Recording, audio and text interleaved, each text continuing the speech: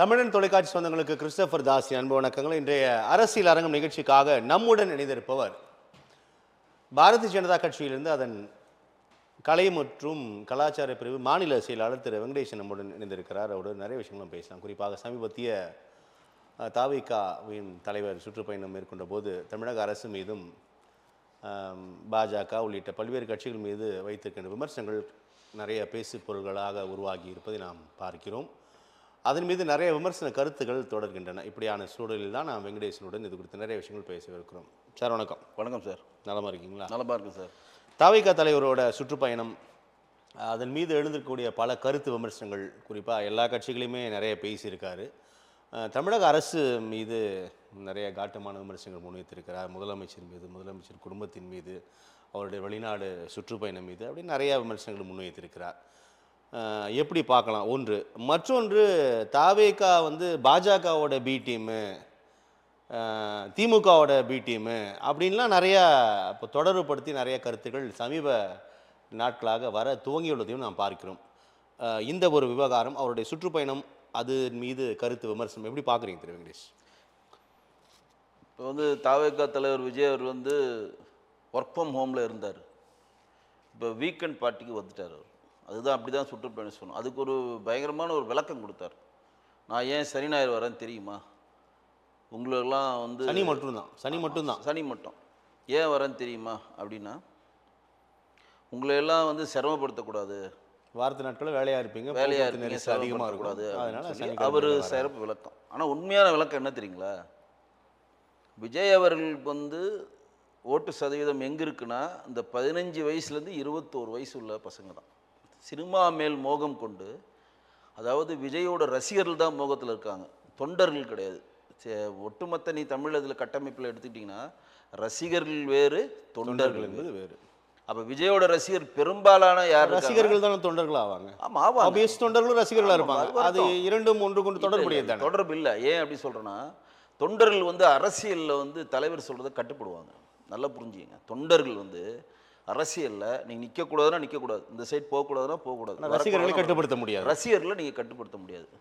இப்போ ஏன் சனிக்கிழமை சூஸ் பண்ணார்னு சொன்னோன்னா, இப்போ வார நாட்களில் இவர் வந்தார்னா பசங்க எல்லாம் ஸ்கூலுக்கு போக மாட்டாங்க, ஸ்கூல் யூனிஃபார்மோடு வருவாங்க. காலேஜ் போக மாட்டாங்க. சில காலேஜ்லாம் யூனிஃபார்ம் இருக்குது, தெரியுங்களா உங்களுக்கு? சில காலேஜஸ் தான் யூனிஃபார்ம், சில காலேஜஸ்ல யூனிஃபார்ம் இருக்கு. அப்போ யூனிஃபார்மோட அந்த இடத்துல அவங்க ப்ரெசன்ஸை கொடுத்து, பள்ளிக்கூடம் படிக்கிற பசங்க விஜய் வராரு பார்க்கணுன்ற போதில் அந்த ப்ரெசன்ட் கொடுத்தா அது நமக்கு ஒரு மைனஸை கொடுக்கும். அப்படின்றதுனால தான் அவர் சனிக்கிழமை ஃபிக்ஸ் பண்ணது. இதை இங்கே நிறைய பேருக்கு தெரியாது. அவர் நீங்கள் வேலைக்கு போவீங்க, இப்போ சனிக்கிழமை வேலை செய்யாமல் இருக்கிறாங்களா? கவர்மெண்ட் ஹாலிடே சனிக்கிழமை? நான் கேட்குறேன். ஒட்டுமொத்த தமிழ்நாட்டில் அமைப்புச்சாரா தொழிலாளர் வேலை செய்கிறவங்க, ஆட்டோ ஓட்டர்லேருந்து, ஆட்டோ ஓட்டர்லாம் அமைப்புச்சாரா தானே, சமையல் வேலை செய்கிறவங்க, பூ கட்டுறவங்க, மீனவர்கள், அமைப்புச்சாரா தொழிலாளர்கள் எல்லாருக்கும் சனிக்கிழமை லீவா? இல்லை. இப்போ ஞாயிற்றுக்கிழமை சொன்னீங்கன்னா நான் ஏற்றுப்போம். ஏன்னா சர்ச் போவாங்க, சில பேர் கோவில் போவாங்க, சில பேர் மாஸ்க்கு போவாங்க. அன்றைக்கு குடும்பத்தோட செலவினும் ஒட்டுமொத்த இந்தியாவே அறிவிக்கப்பட்ட ஒரு லீவுனா ஞாயிற்றுக்கிழமை விடுமுறைன்றது எல்லாருக்குமே தெரியும். சனிக்கிழமைன்றது இரண்டாவது சனிக்கிழமை விட கவர்மெண்ட் சில ஹாலிடேஸ் விடுறாங்க, அவ்வளோதான். மற்றபடி எந்த ப்ரைவேட் கன்சர்ன்லையும் சனிக்கிழமை லிமிடெட் கன்சர்னில் வேலைக்கு லீவ் விட்றாங்க. அமைப்பு ஆட்டோ ஓட்டுறவன் சனிக்கிழமை விஜய் வராரு, நான் லீவ் போட்டு இருக்கிறேன், எனக்கு பணம் வந்துன்னு இருப்பாரா? சும்மா பூசி முழுகிற வேலையை விஜய் அவர்கள் பண்ணுறாரு. எங்கே பொதுமக்களிடம் இவரோட வருகையில் யூனிஃபார்ம் போட்ட பசங்க வந்துடுவாங்க, இவர் வருகையில் காலேஜை கட்டடிச்சிட்டு பசங்க வந்துடுவாங்க அப்படின்றது ஒரு கட்டமைப்பு நமக்கு ஒரு மைனஸ் ஆகிடும். ரெண்டாவது, அந்த மாதிரி பசங்க தான் அவருக்கு வருவாங்க. அது தயவுசெய்து நீங்கள் புரிஞ்சுக்கணும். யார் வராங்க அப்படின்னு பார்த்தீங்கன்னா, 25 வயது 26 வயது கடந்தவங்க எவனுமே விஜய்க்கு வரவே மாட்டோம். முதல் தலைமுறை வாக்காளர்கள், இளைஞர்கள், பெண்கள் தான் அவர் மையப்படுத்துகிறாரு, அவருடைய வாக்கை தான் அவர் டார்கெட் பண்ணுறாருன்னு சொல்கிறாங்க. ஆனால் நீங்கள் ஸ்கூல் பையன், காலேஜ் பையன்ற அளவுக்கு சுருக்குறீங்க, அவங்களுக்கு வாக்கே கிடையாது. இல்லை, வாக்கு இல்லை. நான் சொல்கிறது 18 வயசு மேலே இருக்கவங்கெல்லாம் வாக்கு செலுத்தலாம். இப்போ 15 வயசில் 10வது படிப்பாங்க, 17 வயசில் +2 படிப்பாங்க, காலேஜ் ஃபஸ்ட் இயர் போனால் அவங்க ஓட்டு கிடைச்சி ஆட்டோமேட்டிக்காக ஓட்டு கிடைக்குது. அவங்க தானே அவங்க டார்கெட்டு. இப்போ நான் சொல்கிறது முதல் தலைமுறை வாக்காளர் அவங்க தானே. 18 வயசு கடந்தவங்க எல்லாருமே வாக்களிக்கலாமே இந்தியாவில். அப்போ முதல் தலைமுறை வாக்காளர் தான் அவர் நோக்கி நகர்றாங்க. அந்த முதல் தலைமுறை வாக்காளர் என்ன வயதில் இருக்கிறாங்களா? 18லேருந்து 23, 24 வரையும் தான் அவனுக்கு ரசிகர்ன்ற போர்வையில் இருப்பான். தொண்டன்ற போர்வையில் அவன் வரப்போ தான் அவனுக்கு பொதுவான அரசியல் புரியும். அரசியல்னா என்ன, மாவட்ட தலைவர்னா என்ன, 1 கோடிக்கும் அதிகமாக உறுப்பினர்களை சேர்த்துள்ளோம் அப்படின்னு அதெல்லாம் டிஜிட்டலில் இப்போ கூட தான் அவருடைய மாநாடு ஒன்று நடந்துச்சுல மதுரையில். மாநாடு நடந்த மறுநாள் என்ன சொன்னாங்க? 1 கோடி பேர் 1 மணி நேரத்தில் பார்த்தா சொன்னாங்களா இல்லையா? பங்களாதேஷ்லலாம் பார்த்துட்டாங்க. அதெல்லாம் இணையதள கூலிகள் பண்ணுறதுங்க. 1 கோடி பேர் பார்த்தா டேட்டா வந்துச்சா இல்லையா? வந்துச்சா இல்லையா? உங்களுக்கு தெரியுமா தெரியல. இணையத்தில் பார்த்ததில்ல திரு வெங்கடேஷ். உறுப்பினர்களாகவே ஒரு அது கோடி பேர் இருக்கட்டுங்க. சேர்ந்துட்டாங்க. அது தனி. அது அப்படி தனியா சில வரேன் மாதங்களுக்கு அதுக்கு. முன்பாகவே அது சொல்லப்பட்டது. தனியா வரேன். 1 கோடி பேர் இவங்க பார்த்ததா இவங்க இப்போ வந்து இன்ஸ்டாகிராம்லையும் ஃபேஸ்புக்லையும் ட்விட்டர்லையும் காமிச்சது ஒரு ஃபேக்குன்றதை ப்ரூவ் ஆச்சா இல்லையான்ற. பங்களாதேஷில் ஆப்கானிஸ்தான்லலாம் பார்த்த மாதிரிலாம் அது டேட்டாவாக எடுத்து வீடியோஸ் வெளியிட்டாங்க. சரிங்களா? 1 கோடி பேர் அவங்க பேர் இருக்குன்னு சொல்கிறது எந்த அளவு உண்மைன்றது விஜய் தான் சொல்லணும். எனக்கு தெரிஞ்சு அதில் நம்பிக்கை இல்லை. சரிங்களா? ஒன்று. ரெண்டாவது வந்து நம்ம என்ன சொல்கிறோன்னா, நீங்கள் வந்து மக்களை சந்திக்கிறதுக்காக போகிறீங்க, பொது சொத்துக்களை சேதம் எடுக்கக்கூடாதுன்னு சொல்லி கோர்ட் ஆர்டர் பண்ணுது. கோர்ட்டை ஆர்டர் பண்ணியும் பொது சொத்தை சேதம் விளைவித்து இன்றைக்கி 5 பேர் கேஸ் வாங்கியிருக்கீங்க. அப்போ வந்து புசியானந்த் போன்ற ஆட்கள்லாம் தமிழக அரசுக்கு என்ன லெட்டர் கொடுக்குறாங்கன்னா, விஜய் அவர்களுக்கு வந்து வராரு, விஜய் வர இடத்துல வந்து மின்சார தடங்கள்லாம் அதிகமாக போகுது, அதனால் விஜய் போகிற வரையும் அங்கே மின்சாரத்தை கட் பண்ணணும் அப்படின்னு மாவட்ட செயலாளரே கோரிக்கை கொடுத்துருக்காரு, புகார் கொடுத்துருக்காரு. அதை வந்து தமிழ்நாடு மின்சார வாரம் ஏற்றுக்கல. ஏன் ஏற்றுக்கலன்னா, ஒரு தனிநபருக்காக ஒட்டுமொத்த மக்களையும் துன்புறுத்த முடியாது, பண்ண முடியாது. இப்போ விஜய் வராருன்னா ஏன் விஜய் வரதுக்காக கரண்டை கட் பண்ணிட்டு எல்லாம் வீட்டில் உட்காந்து சும்மா உட்காந்துருக்குமா? விஜய் நான் ஒட்டுமொத்த இந்தியாவில் இருக்கக்கூடிய தமிழ்நாட்டில் இருக்கக்கூடிய 8 கோடி பேருடைய பிரதிநிதியா? அப்படியே ஒரு பிரதிநிதியாக இருந்தாலும் பிரதமர் வந்த போதே அப்படி பண்ணலையே. யார் வந்தாலும் நல்லா கேட்டுங்க. விஜய்க்கும் விஜய் வந்து கம்பேரிசன் பண்ணுறது மிகப்பெரிய தப்பு. அமித்ஷா அவர்கள் வரதும் பிரதமர் அவர்களையும் அவர் வரும்போதே கூட பண்ணல. கம்பேரிசன் சொல்லுறேன். பண்ணலையே. நீங்க சொல்றது புரியுது. ரோட் ஷோ வரப்பையும் யாருன்னா வந்து இந்த மாதிரி ஏறி நின்று மரத்து மேலே ஏறி நின்று பணமரத்தில் இருந்து கை காட்டுறாங்களா மோடிஜி அவர்களுக்கு? யாருன்னா வந்து தடுப்புகளை தாண்டி வந்து மோடிஜி அவர்களை சந்திக்கிறாங்களா? அதே பிரிவு பாதுகாப்பு உங்களுக்கு இருக்கா இல்லையா? உங்களுக்கு ஒய் பிரிவு பாதுகாப்பு இருக்கா இல்லையா? உயர்பட்ச பாதுகாப்பு மோடி அவர்களுக்கும் அமித்ஷா அவர்களுக்கும் இருக்க ஒத்துக்கிறேன். உங்களுக்கு குறைந்தபட்ச பாதுகாப்பு ஒய் பிரிவு இருக்கா இல்லையா? நீங்கள் ஒரு கவுன்சிலராக கூட ஜெயிக்கல, உங்களுக்கு என்ன அச்சுறுத்தல்னே எங்களுக்கு தெரியல. ஆனாலும் ஒய் பிரிவு மத்திய அரசு கொடுத்துருக்கு. நீங்கள் வேண்டுகோள்களுக்கு மத்திய அரசு கொடுத்துருக்காங்க. இந்த ஒய் பிரிவு பாதுகாப்பை மீறி ஒருத்தர் வருவாங்க அப்படின்னா கோர்ட் என்ன சொல்லுதுன்னா, உன்னுடைய தொண்டர்களை நீங்கள் கண்காணிக்கவும், உங்கள் தொண்டர்கள் வந்து பொது சொத்துக்களை சேதம் எடுத்துவதை தடுக்கவும் அங்கு தலைவர் ஏன் தவறுகிறார் அப்படின்னு விஜய்க்கு கண்டனம் கொடுத்துருக்கு கோர்ட்டு. ஏன் உங்களுடைய தொண்டர்களை நல்வழிப்படுத்த மாட்டேங்குது? கடந்த மாநாட்டில் இப்போ இந்த பிரச்சாரத்தில் வந்து விஜய் பேசும்போதே ஏதோ ஒரு தொண்டர்கள் மறந்து மலர்ந்தப்போ அவர் அப்படியே நேரடியாகவே இறங்குங்கன்னு சொல்கிறாரு. அதெல்லாம் கூட பார்த்துமே நம்ம. அதுதான் திருப்பி சொல்கிறேன். அவர் என்ன சொன்னாலும் இப்போ ஒரு கல்யாண மண்டபத்தை சேதை பற்றி கேஸ் வாங்கிட்டானுங்க 5 பேர். இப்போ அவனுக்கு போலீஸ் ஸ்டேஷன் வீட்டுக்கு அஞ்சிட்டு இருக்கணும். விஜய் வந்து காப்பாற்ற போகிறார். அவரை கிரேனில் மாலை போட்ட 3 பேருக்கு கூட வழக்கு கிரேனின் மாலை வழக்கு, இந்த கல்யாண மண்டபத்தில் சுற்றுச்சூழல் ஏறி வழக்கு, கொடிமரத்தில் தோணுது வழக்குன்னு சொல்லி வழக்கு வாங்கிட்டே இருக்காங்க.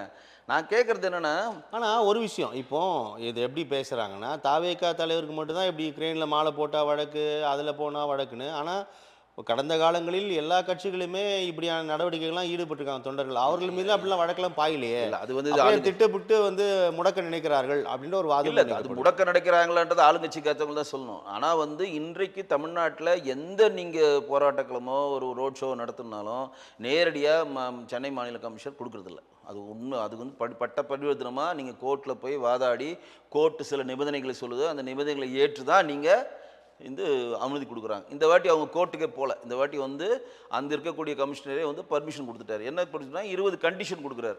இந்த இவ்வளோ நேரம் தான் நிற்கணும், இவ்வளோ நேரம் தான் பேசணும், பின்னாடி வாகனங்கள் வரக்கூடாது, பொது சொத்தை சேதம் இவ்வளோ கண்டிஷன் தான் பேசணும், மேடையில் ஏறி இப்படி தான் பேசணும்னு சொல்கிறாங்க. நீங்கள் எந்த போராட்டம் பண்ணாலும் எந்த மேடையில் நீங்கள் பண்ணாலும் உங்களால் கூட்டத்தை கட்டுப்படுத்த முடியலை அப்படின்றது ஒரு செயற்கையான கூட்டத்தை நீங்கள் உருவாக்குறாங்களான்னு ஒரு கட்டமைப்பு ஏற்படுது. எப்படி சொல்கிறேன் கேளுங்க. இப்போ விஜய் வந்து நாகப்பட்டினம் வரார். எத்தனை மணிக்கு வராரு? 4 மணிக்கு பேசுகிறாருன்னு வச்சுக்கோங்க. ஒரு எக்ஸாம்பிள் சொல்கிறேன். 4 மணிக்கு அவர் எந்த ஸ்பாட்டில் வந்து பேசுகிறாரு நீங்கள் ரசிகர்களுக்கு சொல்ல வேண்டிய தேவையில்லையே. இந்த ஸ்பாட்டுக்கு வர்றார் 4 மணிக்கு இங்கே வந்துடுறார். நாகப்பட்டினத்தில் நாகப்பட்டினம் மார்க்கெட்டில் சிலையார்கள் வர்றார். இதுதான் ஒத்த வரி பண்ணிட்டா கரெக்டாக நாகப்பட்டினம் மார்க்கெட்டுக்கு 4 மணிக்கு அவருடைய தொண்டர்கள் வந்துடுவாங்க. கரெக்டாக ஷெட்யூல் இப்படி தானே இருக்கணும். ஒரு தலைவர் வந்து கூட்டம் கூட்டினா இவர் என்ன பண்ணுறாரு?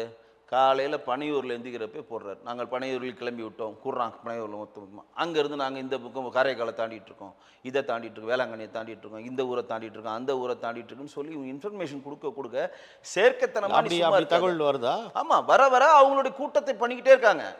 இப்போ கூட்டம் இப்போ மதுரையில் இப்போ மதுரை மாநாடு முடிஞ்சு போன வாட்டி ஒரு கூட்டம் பண்ணார்ல அவர். இல்லை, அதாவது ஒரு குறிப்பிட்ட இடத்துல அந்த பிரச்சாரம் நடைபெற்றால் கூட அதை நோக்கி நான் வரும்போது வழி நெடுகில் இருக்கக்கூடிய என் தொண்டர்கள் என்னை பார்க்கணும்னு தகவல் பரிமாறல என்ன தவறுன்னு நினைக்கிறீங்க? நான் தவறுன்னு நினைக்கலங்க. உங்கள் ரசிகர்கள் உங்களை வந்து நகர்த்த விட மாட்டேன்றாங்களே, பொது சொத்துக்கு சேதம் விளைவிக்கிறாங்க, இப்போ பப்ளிக் நீங்கள் வந்து டிஸ்டர்ப் பண்ணுறாங்கல்ல, இப்போ பிரச்சனையாக தானே. உங்கள் ரசிகர்கள் எவ்வளோ வேணால் வரட்டும், நல்லா உங்களை கொண்டாடட்டும், உங்கள் தலைவரே பண்ணணும், நீங்கள் தான் அடுத்த முதல்வர் சொல்லட்டும், அது அவங்களோட உரிமை, அதில் நம்ம தலையிடல. ஆனால் பப்ளிக் நியூசன்ஸ் பண்ணால் தான் எல்லாருக்குமே பிரச்சனை. இப்போ நீங்கள் போன வாட்டி அவர் பிரச்சாரம் பண்ணார்ல, அரியலூர் திருச்சி பண்ணார்ல, அப்போ என்ன பண்ணார் அவர்? ஃப்ளைட்டில் ஏறிட்டேன், இது சொல்ல வேண்டிய அவசியம் இல்லைல்ல. ஃப்ளைட் இறங்கிடுச்சு, என் பின்னாடி யாரும் வராதிங்க, நான் இப்போ வந்து திருச்சி மார்க்கெட் கிட்ட போயிட்டுருக்கேன், சொல்ல வேண்டியது என்கிட்ட எந்த வாகனம், அப்போ வர வேணாம், எந்த வாகனம் பின்புறுத்தக்கூடாது, எந்த வாகனம் என் கூட வரக்கூடாது, யாரும் வந்து என்னை நோக்கி நகரக்கூடாது அப்படின்னு சொல்கிறது என்ன அர்த்தம்னா வாங்கன்னு அர்த்தம். இதுதான் செயற்கைத்தனமாக உருவாக்குறது நான் சொல்கிறேன். இப்போ திருச்சி மார்க்கெட்டில் 4 மணிக்கு பேசுகிறேன், எங்கன்னா ஒரு ஹெலிபேடை ப்ரைவேட்டில் இப்போ பிடிச்சி ஏற்பாடு பண்ணி நீங்கள் ஹெலிகாப்டரில் நேராக ஏறி அந்த ஹெலிபேடில் இறங்கிட்டு அங்கேருந்து ஒரு 10 நிமிஷத்தில் ட்ராவல் பண்ணுற மாதிரி இடத்துல நேராக ட்ராவல் பண்ணிட்டு வண்டியில் ஏறினீங்கன்னா இந்த பிரச்சனையே கிடையாது. இப்போ எங்கே நியூஸஸ் ஆரம்பிக்க தெரிஞ்சுங்க, இங்கேருந்து ஏறுறாரு, ஃப்ளைட்டில் ஸ்டார்ட் ஆகுது, அங்கே இறங்குறாரு, திருச்சி ஏர்போர்ட் உள்ளே போக முடியல, யார் பப்ளிக்கால் போக முடியல. ஏர்போர்ட் அத்தாரிட்டி வந்து அடுத்த வாட்டி உங்களுக்கு இந்த மாதிரி ஃப்ளைட் நீங்கள் ஏறதுக்கு நாங்கள் அனுமதி தர மாட்டோம்னு ஒரு கண்டனம் தெரிவிச்சிருக்காங்க. ஏன்னா நீங்கள் ஒத்தாளுக்காக ஒட்டுமொத்த பயணிகளுக்கு லேட் ஆக முடியாது. எத்தனை பேர் ஃப்ளைட் பிடிக்க வந்திருப்பாங்க நீங்கள் யோசிச்சு பாருங்க, எத்தனை பேர் இன்டர்நேஷனல் ஃப்ளைட். ஏன்னா நீங்கள் திருச்சி இன்டர்நேஷனல் ஏர்போர்ட் இது போன்ற அசௌகரியம் விஜய்க்கு மட்டும்தான் நடக்குதா? அவனுக்கு மட்டும் தான் நடக்குது. இது வரைக்கும் தமிழக வரலாற்றுல இப்படி இல்லையா? நீங்க பூத் மண்டல மாநாடு நடத்துறீங்க சமீபத்தில், மண்டல மாநாடு போக்குவரத்து ஸ்தம்பிக்கலையா? திமுக மாநாடு நடத்துறாங்க, அப்ப ஸ்தம்பிக்கலையா? அப்பெல்லாம் ஸ்தம்பிக்காத போக்குவரத்து நெரிசல் தாவேகா விஜய் போனா மட்டுமே தான் பண்றதா அப்படின்னு கேட்குறாங்க. இல்லை, நான் கேட்கறது வேல்யூவான விஷயம் சொல்கிறேன். யார் பண்ணாலும் தப்பு, ஆனால் தாவேக்கா அதிகமாக பண்ணுறாங்க. நான் வந்து தப்பு மற்றவங்க பண்ணுறது ரைட்டுன்னு சொல்லலை. மற்ற கட்சிகள் திமுக ஆகட்டும், பாஜக ஆகட்டும், அதிமுக எடப்பாடி பழனிசாமி அவர்கள் பிரச்சாரம் பண்ணுறாரு, இப்போ இடையூறு எங்கன்னா இருக்கு. நிறைய தப்புன்றது அவருக்கு நிறைய தொண்டர்கள் கூடுறாங்கன்னு புரிஞ்சுக்கலாமான்னு கேட்குறேன். ஏங்க தொண்டர்கள் தாங்க, நீ பெரிய செல்வாக்கள் தானே இருக்காரு அவர். அதுதாங்க நான் உங்களுக்கு சொல்கிறது புரிஞ்சுங்க. தொண்டர்கள் கிடையாது, தயவு செய்து புரிஞ்சுங்க. ரசிகர்கள் வேற, தொண்டர்கள் வேற. ரசிகர்கள் காட்டுத்தனமாக வராங்க, அவனுக்கு அரசியல் என்னன்னு புரியாது. நீங்க சும்மா ஒரு அரசியல்ல கூப்பிட்டு கேளுங்க, அடுத்த முதலமைச்சர் யாரு? நீங்க சொல்றது எதிர்கட்சியெல்லாம் சொல்றீங்க, ரசிகர்கள் சொல்லிட்டு போங்க. ஆனா அவரு கட்சி ஆரம்பிச்சிட்டாரு, பிரகடனப்படுத்திட்டாரு, தேர்தல் நிக்க போறாரு, முதலமைச்சர். அப்போ ஆபீஸா தொண்டர்கள் தானே. உங்களுக்கு ஒரு விஷயம் சொல்றேன் கேளுங்க. இப்ப லியோ படத்தினுடைய வெற்றி விழா கொண்டாடினாங்க தெரியுமா? நேரு உள் ஸ்டேட். லியோ படத்தோடைய ஆடியோ ஃபங்க்ஷன் பர்மிஷன் தர முடியாதுன்னு சொல்லிட்டாங்க. யாரு? நல்லா இந்த மைண்டை நோட் பண்ணிக்கோங்க. லியோ படத்தோட ஆடியோ ஃபங்க்ஷன் நேரு உள்விளையாட்டு பர்மிஷன் கேட்டாங்க, ஃபஸ்ட்டு தரேன்னாங்க, அப்புறம் பிரச்சனையாதுன்னு சொல்லி தரமாட்டேன்னு சொல்லி. ஏன் தரமாட்டேன்னு சொன்னாங்க? ஆளுங்கட்சியோட பிரச்சனை. ரைட்டு. கரெக்டாக ஒரு லியோ படம் ரிலீஸ் ஆகி ஒரு 10 நாளில் படம் வெற்றி அடைஞ்சிச்சுன்னு இவனுங்களா சொல்கிறானுங்க, சொல்லிட்டு வெற்றி விழா கொண்டாடுறாங்க.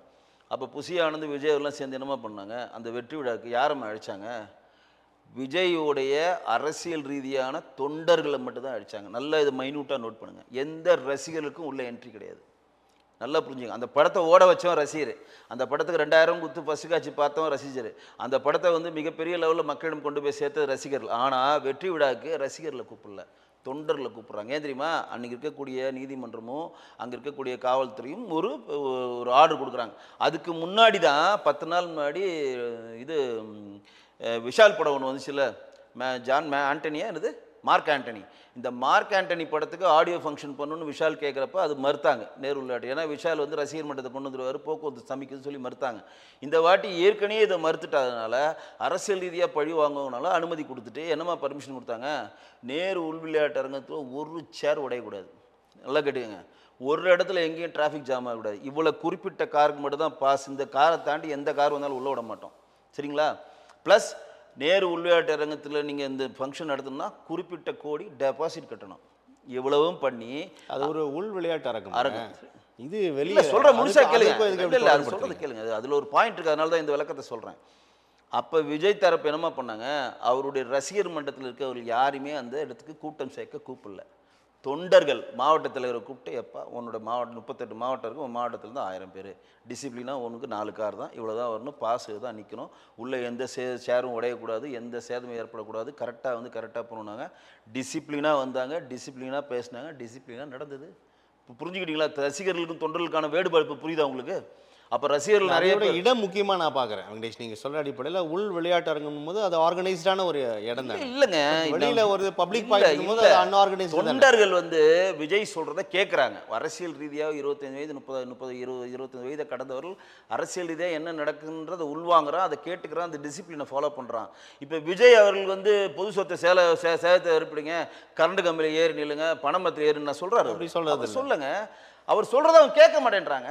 அவர் சொல்லாம எப்படிங்க ஒரு அரசியல் தலைவர் ஒருத்தர்? அதுதான், அது வந்து ஒரு உச்ச நட்சத்திரம், அது இயல்பான ஒன்று தான். இயல்பான ஒண்ணு இல்ல. எம்ஜிஆருக்கு கூடிய கூட்டம், அம்மையார் ஜெயலலிதா கூடிய கூட்டம் என்பதெல்லாம் அது இயற்கையானது தானே. நீங்க இயற்கையான ரசிகர் நம்ம போனா பாப்போம் தானே. அது விஜய் எப்படி பொறுப்பேற்க முடியும்? இயற்கையான இதுல போன மதுரை மாநாட்டில் கிட்டத்தட்ட 3 பேர் செத்தான். அதுக்கு முன்னாடி ஸ்ரீவில்லிபுத்தூர்ல போஸ்ட் ரோட் 10 +2 முடிச்சு காலேஜ் ஃபர்ஸ்ட் இயர் படிக்கிற செத்தான். அதுக்கு முன்னாடி விக்கிரவாண்டி மாநாட்டில் 4 பேர் செத்தான். ஒரு உயிரும் தமிழக அரசுக்கு முக்கியங்க. துரதிருஷ்டவசமானது தாங்க. வந்து நான் சொல்றது கேளுங்க, ஒரு வாட்டி ஒருத்தங்க இறந்துட்டாங்கன்னா, நல்லா கேளுங்க, ஒரு மாநாட்டில் ஒருத்தங்க 2 பேர் இறந்துட்டாங்கன்னா அடுத்த மாநாட்டில் ஒரு உயிர் போகாத மாதிரி நடத்துறதாங்க அந்த கட்சியினோட பணி. நான் வந்து நடத்திக்கிட்டே இருப்பேன், 4 பேர் செத்துக்கிட்டே இருந்தால் பலி ஆடுறீங்க, பலியிடுறதுக்காக மாநாடு நடத்துறீங்க. சரி, அந்த மாநாட்டில் செத்தவங்க நீங்கள் வீட்டில் போய் அஞ்சலி செலுத்துனீங்களா? அந்த மாநாட்டில் செத்தவங்களுக்கு எதனா இழப்பீடு கொடுத்தீங்களா?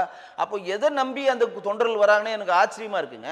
இப்போ 4 பேர் செத்தான், உனக்காக தான் வந்து செத்தான், இன்னும் அவன் வீட்டில் போய் அஞ்சலி செலுத்திருக்கணும், இல்லை இந்த மாநாட்டில் செத்த ஒவ்வொருத்தரும் என்ன பர்சனல் நிதியாக 15 லட்சம் 20 லட்சம் தரேன்னு சொல்லியிருக்கணும். எதுவுமே இல்லை, எந்த அறிவிப்பும் இல்லை. செத்தவனாகவே இருக்கிறான். அடுத்த மாநாடுக்கு சாவறானா அப்போ வெறி பிடித்த ரசிகர்கள் தானே அவர்கள். அவங்களுக்கு அரசியல் கட்டமைப்பு தெரியல தானே அர்த்தம்.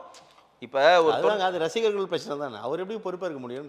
அது ரசிகர்களோட பிரச்சனை தானே. அது தமிழகத்தின் சாபக்கேடுன்னு கூட நீங்க சொல்லலாம். இல்லைங்க, தொண்டர்கள்கிட்ட நல்லா கேளுங்க. இப்போ ஒரு தொண்டர் என்ன நினைப்பானா, நல்லா கேளுங்க, ஒரு ரசிகர் வந்து ஒரு மாநாட்டுக்கு அவசர கதியாக வந்து இறந்துட்டானா அந்த தொண்டருடைய மனநிலை யோசிக்க தோணும். என்னடா நம்ம ஒருத்தவங்க ரசிகர்களே வேண்டாம் அப்படின்னு விஜய் சொல்றாரு. ஏன் சுற்றுப்பயணத்தில் தொண்டர்கள் மட்டும் வாங்கப்பா, ரசிகர்கள் வேணானா கேட்டுவாங்க, நம்புறீங்களா நீங்கள்? அவர் கேட்குறாங்க கேட்கலன்றது இல்லைங்க. அவர் எவ்வளோ ரசிகர்கள் வேணால் கூப்பிட்டாங்க, செயற்கைத்தனமான கூட்டத்தை நீங்கள் எவ்வளோ வேணால் கூட்டுங்க. ஒரே ஒரு விஷயம்னா பப்ளிக் நியூசன்ஸ் பண்ணாதீங்க, அவ்வளோதான் மேட்ரு. நீங்கள் லட்சக்கணக்கான பேர் வேண்டிய பெரும் பொறுப்பு அரசாங்கத்திற்கு இருக்கு. அரசாங்கம் தான் அதனால அவ்வளோதானே அவ்வளோ விதிகள் விடுக்கிறாங்க. அரசாங்கத்துக்கு நீங்களா அரசாங்கத்தை போய் கரண்டை கட் பண்ண நீங்கள் கேட்பீங்களா? நீங்கள் ஏங்க ஒருத்தர் வந்து ஒரு 10 நிமிஷம் 20 நிமிஷம் பேசுறதுனால ஒரு நாள் ஃபுல்லாக கரண்டை கட்டுன்னு கேட்குறான்னா அவன் எந்தளவு அரசியல் தெரிஞ்சவனாக இருப்பான் நல்லா புரிஞ்சுங்க.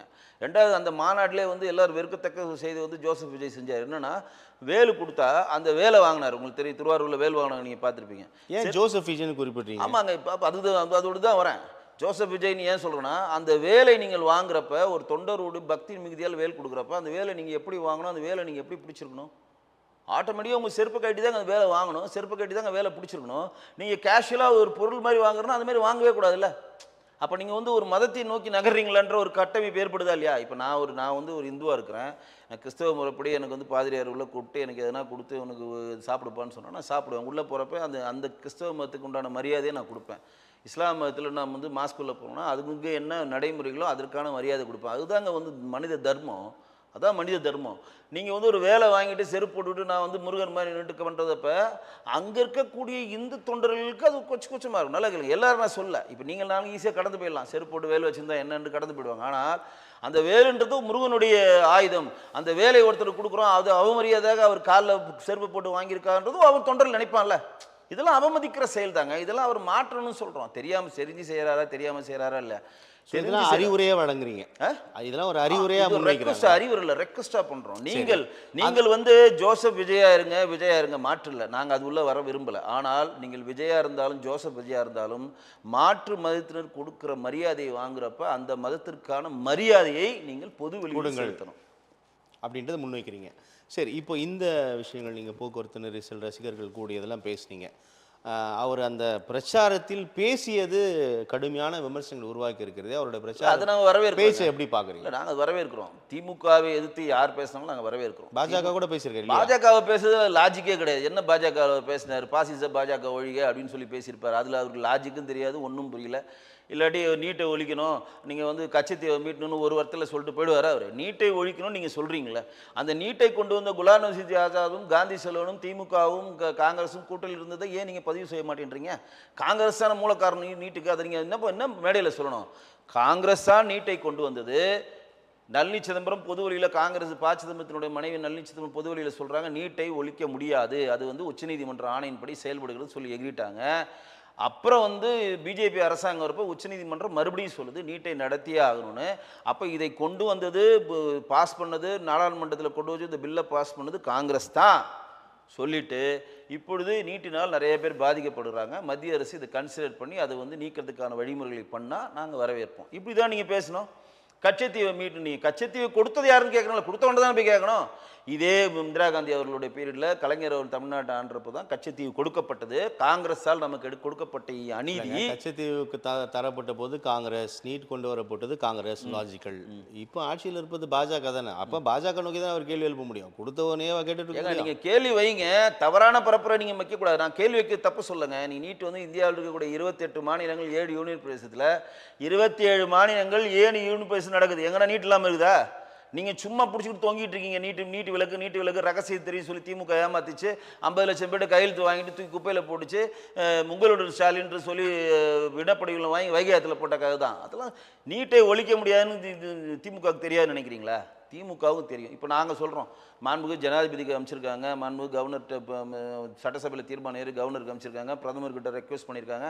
நீங்கள் ஏன் உச்சநீதிமன்றம் போக மாட்டேன்றீங்க? ஒரு கேள்வி வைக்கிறோம்ல, நீட்டை ஒழிக்கணும்னு நீங்கள் சொல்கிறீங்க, நீட்டு வேணாம் விலக்கு வேணுன்றீங்க. அப்போ உச்சநீதிமன்றம் நீங்கள் போகணும்ல, உச்சநீதிமன்றம் போனால் உச்சநீதிமன்றம் என்ன சொல்லும்? ஏன்டா 27 மாநிலங்க 7 யூனியன் பிரதேசம் நீட்டை நடத்துது, உனக்கு மட்டும் தனி ஸ்பெஷலான்னு நறுக்குன்னு ஒரு கொட்டி டிஸ்மிஸ் பண்ணும் கேஸை. அதனால் அங்கே போகாமல் நீட்டை வைத்து இவர்கள் அரசியல் பண்ணுகிறார்கள். நீட்டை வந்து நீக்க முடியாதுங்க, கன்ஃபார்மாக சொல்கிறேன். நீட்டை யாரும் விலக்கு பண்ண முடியாது. விஜயும் அரசியல் செய்கிறார். ஆமாம்.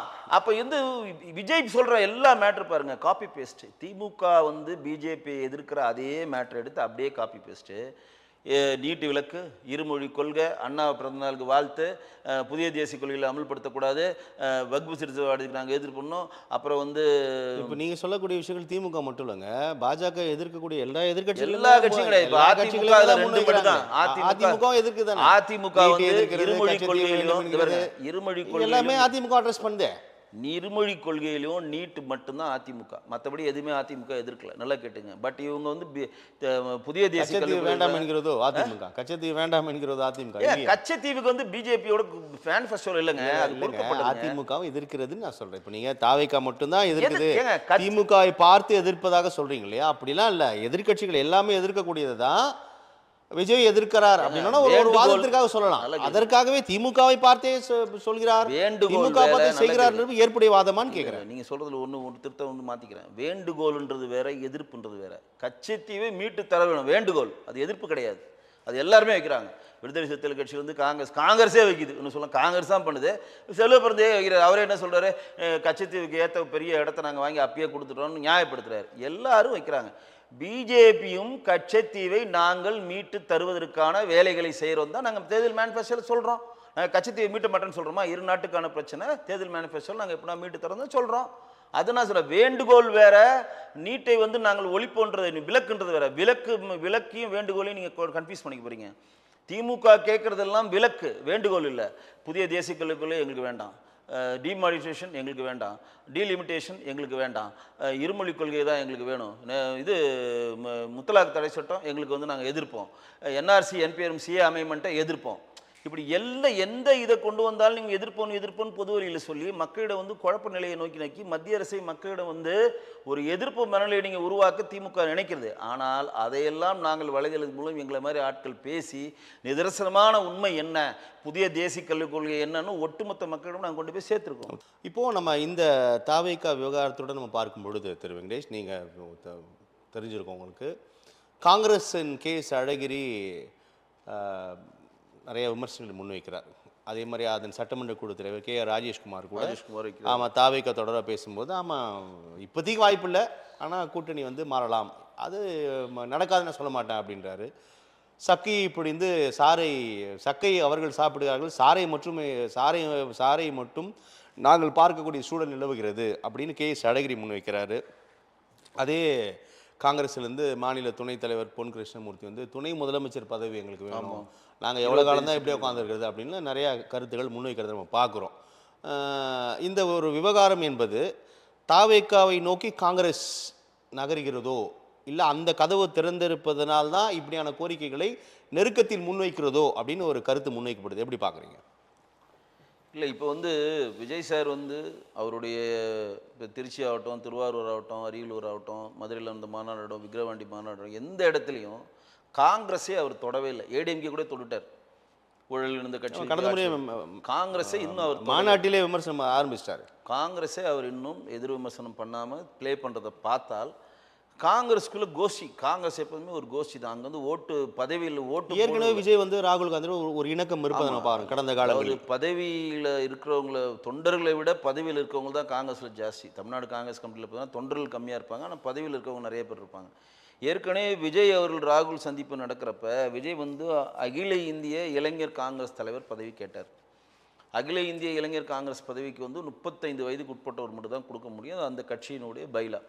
அதை வந்து விஜயால் அந்த வயதை தாண்டினால அதை கொடுக்க முடியலன்னு சொல்லி வெளியே வந்துட்டார். இன்னைக்கு வரையும் ராகுல் காந்தியோட ஒரு சாஃப்ட் கார்னர் ராகுல் காந்தியும் இருக்கிறார், விஜயும் இருக்கிறார். அதற்கு வந்து நீங்கள் நினைக்கிற மாதிரி வந்து அரசியல் ரீதியான மத ரீதியான ஒரு காரணமும் அதில் இருக்குது. சோனியா காந்திக்கும் ராஜசேகர் ரெட்டின்னு ஒருத்தர் இருந்தார் தெரியுங்களா, இப்போ ஜெகன்மோகன் ரெட்டி இருக்கார், அவருடைய அப்பா, அவங்களும் சோனியா காந்தி மிக நெருக்கமாக இருந்தாங்க. அது மத ரீதியாக அவங்களுக்குள்ள ஒரு மிகப்பெரிய ஒரு நெருக்கம் இருந்தது, அந்த பாண்டிங் இருந்தது. அந்த பாண்டிங் ராகுல் காந்திக்கும் சோனியா காந்திக்கும் விஜய்க்கும் இன்றைய வரும் இருக்கிறது. காங்கிரஸ் கட்சி தமிழ்நாடு காங்கிரஸ் காரிய கமிட்டியில் 2 கோஷ்டி பூசல் இருக்குது. ஒன்று திமுக ஏற்பு கோஷ்டி பூசல், இன்னொன்று திமுக எதிர்ப்பு. திமுக எதிர்ப்பில் இப்போ யார் ஆதரவு நிலைப்பாடு, யார் எதிர்ப்பு? செல்வ பெருந்தகை கோஷ்டி ஃபுல்லாக திமுக ஆதரவு தான். செல்வ பெருந்தகை, பீட்டர் அல்போன்ஸு, கேவி தங்கபாலு சார், இன்னும் யாராக இருக்காங்களோ அவங்களாம் ஆதரவு. எதிர்ப்பு தான் நம்ம மெயின் முக்கியம். மாணிக் தாக்கூர் எதிர்ப்பு, ஜோதி அவங்க எதிர்ப்பு, இவர் ராஜேஷ்குமார், குளச்சல் எம்எல்ஏ ராஜேஷ்குமார் எதிர்ப்பில் இருக்கார், அவர் தான் துணைத் தலைவராக இருக்கார் சட்டசபையில், அவர் எதிர்ப்பில் இருக்கார். அப்புறம் வந்து பொன் கிருஷ்ணமூர்த்தி போன்ற சீனியர் ஆட்கள் இவங்கெல்லாம் எதிர்ப்பில் இருந்து பொன் கிருஷ்ணமூர்த்தி ராஜேஷ்குமார்லாம் பொது வழியிலே நேரடியாக சொல்கிறாங்க. நாங்கள் வந்து அது வந்து நேற்று ராஜேஷ்குமார் சொல்லியிருக்காரு, நாங்கள் 1930லேருந்து 1967 வந்து தமிழ்நாட்டை ஆண்டிருக்கோம், நாங்கள் தான் அதிகமாக ஆண்டிருக்கோம். நல்லா கேட்டு, சுதந்திரம் அடைகிறதுக்கு முன்னாடிலேருந்து ராஜாஜி காலத்துலேருந்து அதுக்கு முன்னாடி அந்த பிரகாஷ் ஆகட்டும், அதுக்கு முன்னாடி இந்த யார் யார் ஆண்டாங்களோ தமிழ்நாட்டை அதெல்லாம் சேர்த்து சொல்கிறார். 1930லேருந்து 67 வரை நாங்கள் தான் அதிகமாக ஆண்டிருக்கோம். எங்கள் கிட்டே இருந்து திராவிட கட்சிகள் போய் இன்றைக்கி சவாரி செஞ்சு நாங்கள் ஏன் கையேந்திரமா, நாங்களும் ஆட்சி அதிகாரிக்கு வர வேண்டும், அதிகமான சீட்டை கேட்போம், அதிகமான இதில் வென்றெடுத்து கண்டிப்பாக அமைச்சர்கள் இடம் கேட்போம்னு சொல்லி ராஜேஷ்குமார் சொல்கிறார். யாருடைய தூண்டுதலை சொல்கிறாரு? மாணிக் தாக்கூர், ராஜேஷ்குமார், பொன் கிருஷ்ணமூர்த்தி, அழகிரி, ஜோதி, இந்த கோஷ்டி. இந்த 2 கோஷ்டிலையும் சேராத ஒரு கோஷ்டி இருக்குது. சசிகாந்த் செந்தில்னு ஒருத்தர் இருக்கார், ஐஏஎஸ் வாலண்டியர் ரிட்டையர்மெண்ட் வாங்கி வந்தவர், திருவள்ளூர் எம்பி. அவர் 2 கோஷ்டிலையும் சேராமல் தர்மஸ்தாலாவில் வந்து நீ இருந்த பெலாரியில் நீ கலெக்டராக இருக்கப்போ தான் அங்கே இருக்கக்கூடிய பிரச்சனை ஆரம்பிச்சது, எலும்புக்கூடுலாம் அங்கே புதைக்கப்பட்டதுன்னு சொல்லி அங்கே இருக்க ஜனார்தன் ரெட்டி வந்து சொல்கிறார். யாரை சொல்கிறாரு? இந்த பெல்லாரின்ற இடத்துல சசிகாந்த் செந்தில் ஐஏஎஸ் வந்து அவர் பணியாற்ற போது தான் இந்த பிரச்சனை பூதாகரமாக கலட்டுது. இவர் தான் இப்போ வந்து இந்த ஆளை செட் பண்ணி, இந்த சென்னையான ஒரு ஆளை செட் பண்ணி அமைச்சிருக்காருன்னு வரப்போ திடீர்னு என்ன நினச்சாரோ தெரில, போய் திடீர்னு சம்ஸ்கிருத நிதி வரணும்னு சொல்லிட்டு அவர் காங்கிரஸ் காரிய கமிட்டி தலைவராக இருக்கக்கூடிய செல்வ பெருந்தகையே தெரியாமல் போய் உண்ணாவிரதம் இருக்கிறார். அவர் யார்? தமிழ்நாடு காங்கிரஸ் காரிய கமிட்டி தலைவருக்கே இன்ஃபர்மேஷன்லாம் உண்ணாவிரதம், பத்திரிகை செய்தி வந்து அவர் பார்க்குறாரு. அவங்களாம் எதில் முன்னே இருக்காங்களா? மத்திய அரசு எடுத்து ஒரு போராட்டம் பண்ணுறதுக்காக இதில் திருநெல்வேலியில் மிகப்பெரிய ஒரு மேடை செட் பண்ணி அதில் ப. சிதம்பரம், கார்த்திகே, நம்ம இவர் அழகிரின்னு அந்த கோஷ்டி ஃபுல்லாக மும்முரமாக இருக்கப்போ இவர் துண்டா அங்கே உட்காந்து போராட்டம் பண்ணுறான்றப்ப செல்வ பெருந்தகை பார்த்துட்டு அவரில் போராட்டத்தை கைவிடுங்கன்னு சொல்லிட்டு ஒரு 2 பேருக்குள்ள ஒரு கிளாஷ். அப்போ பொன் கிருஷ்ணமூர்த்தி, மாணிக் தாக்கூர், ஜோதி, இன்னும் ராஜேஷ்குமார், இது ஒரு கோஷ்டி. இதை தவிர இந்த கோஷ்டி சசிகாந்த் செந்தில் எந்த கோஷ்டி இல்லாமல் இருக்கிறாங்க. இப்போ அவங்க என்ன கேட்குறாங்க? காங்கிரஸ் விஜயோட போகலாம் அப்படின்னு ஒரு கேள்வி கேட்குறாங்க. காங்கிரஸோடைய விஜயுடன் காங்கிரஸ் இணைந்தால் காங்கிரஸுக்கு 3 நற்பயன்கள் கிடைக்கும் அப்படின்னு சொல்லி அவங்க ஒரு டேட்டா டெல்லிக்கு அனுப்புகிறாங்க.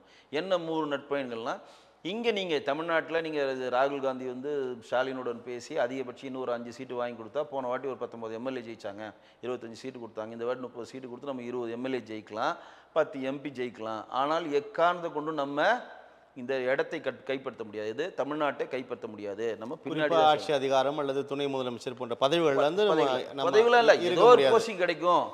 இதே நம்ம விஜயுடன் இணைந்தால் 3 டைப் ஆஃப் பெனிஃபிட்ஸ் கிடைக்கும். அவங்க கொடுத்துருக்க அறிக்கை என்ன டைப் பெனிஃபிட்னா, பாண்டிச்சேரியில் வெல்வதற்கான வாய்ப்பு இருக்குது. பாண்டிச்சேரியில் இன்றைக்கி ஏதோ ஒரு என்ஆர் காங்கிரஸோ இல்லை மாற்றுக் கட்சியினோட நீங்கள் சவாரி செஞ்சு தான் வெல்றதுக்கான கான்செப்ட் போது. ரொம்ப நாள் பாண்டிச்சேரி காங்கிரஸாக ஆண்டுருச்சு, காங்கிரஸ் கோட்டையாக இருந்துச்சு. அதுக்கப்புறம் எம்ஜிஆர் வந்து அந்த கோட்டையை உடைச்சார், மறுபடியும் காங்கிரஸ் கோட்டையாக மாறிடுச்சு. அப்போ விஜயோடு நாம் டைப் பண்ணால் காங்கிரஸில் மிகப்பெரிய லெவலில் நம்ம பாண்டிச்சேரியை தனிப்பெருமானோட பிடிக்கலாம். 1 விஜயுடன் நம்ம டைப் பண்ணால் கேரளாவில் நம்ம மிகப்பெரிய ஒரு வாய்ப்பு கிடைக்கும். ஏன்னா கேரளாவில் விஜய் ரசிகர்கள் ஜாஸ்தி அதிகம்.